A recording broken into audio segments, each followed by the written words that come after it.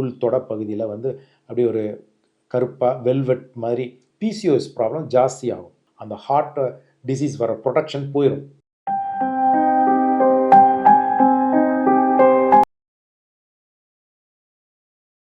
நம்ம இன்றைக்கி பார்க்க போகிற வீடியோ தலைப்பு இன்சுலின் ரெசிஸ்டன்ஸ் இன் விமன், அதாவது பொம்பளைங்களில் இன்சுலின் ரெசிஸ்டன்ஸ் எப்படி இருக்கும்.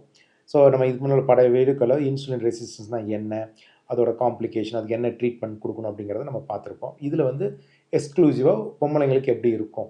ஸோ இன்சுலின் ரெசிஸ்டன்ஸுக்கும் மேல் ஃபீமேல் பெரிய டிஃப்ரென்ஸ் இல்லாட்டாலும் இன்சுலின் ரெசிஸ்டன்ஸ் நமக்கு என்னென்னு தெரியும். என்னென்னா இன்சுலின் இருக்குது, ஆர் தேவைக்கு அதிகமாகவே இன்சுலின் இருக்குது, ஆனால் அது சரியாக வேலை செய்யலை.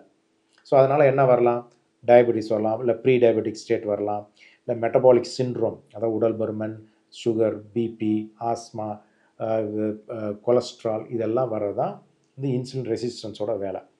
ஸோ ஓகே, இதை எப்படி கண்டுபிடிக்கலாம்? அகெயின் ஒரு பிளட் டெஸ்ட் பண்ணியும் பார்க்கலாம். பட் அதுக்கு முன்னாடி நமக்கு வருமா வராதாங்கிறத நம்மளே ஒரு சுய பரிசோதனை பண்ணும்போது அதை கண்டுபிடிச்சிக்கலாம். எப்படி? முதல்ல சென்ட்ரல் ஒபிசிட்டி, தொப்பை, அதாவது வயிறு பக்கம் சென்ட்ரலாக வெயிட் நிறைய போடுது. ரெண்டாவது ஸ்கின், அதாவது அக்காந்தசிஸ் நைக்ரன்ஸ் அப்படிம்பாங்க, கழுத்து இல்லை இந்த ஆக்சிலா இல்லை உள் தொட பகுதியில் வந்து அப்படியே ஒரு கருப்பாக வெல்வெட் மாதிரி கருப்பாக ஷைனியாக ஸ்கின் மாறுறது.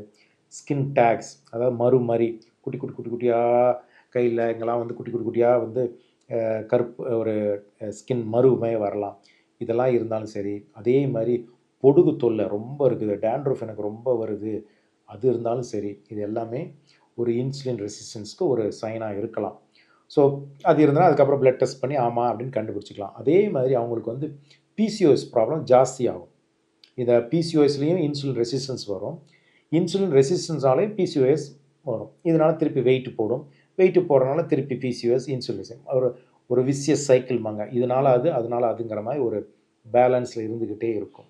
அதே மாதிரி வெயிட் போடலாம், கொலஸ்ட்ரால் வரலாம்.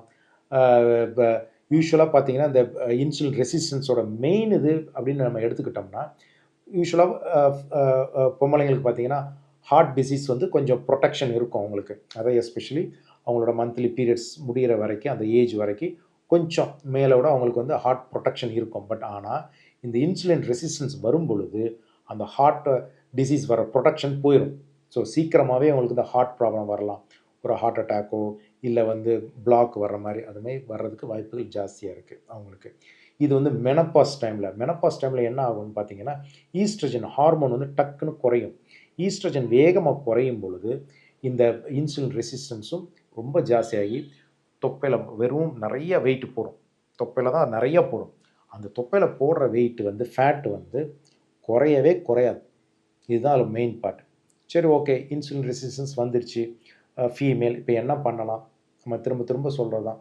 First walking or exercise, minimum 45 minutes of walking, இது ரொம்ப முக்கியம். 7 ஹவர்ஸ் ஆஃப் ஸ்லீப், இது ரொம்ப முக்கியம். அடுத்த நைட் 7 மணிக்கு மேலே சாப்பிடக்கூடாது.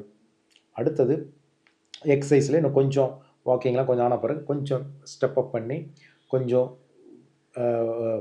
ரெசிஸ்டன்ஸ் ட்ரைனிங், கொஞ்சம் வெயிட் லிஃப்டிங், மசில் மாஸை இன்க்ரீஸ் பண்ணுற மாதிரி எக்ஸசைசஸ்.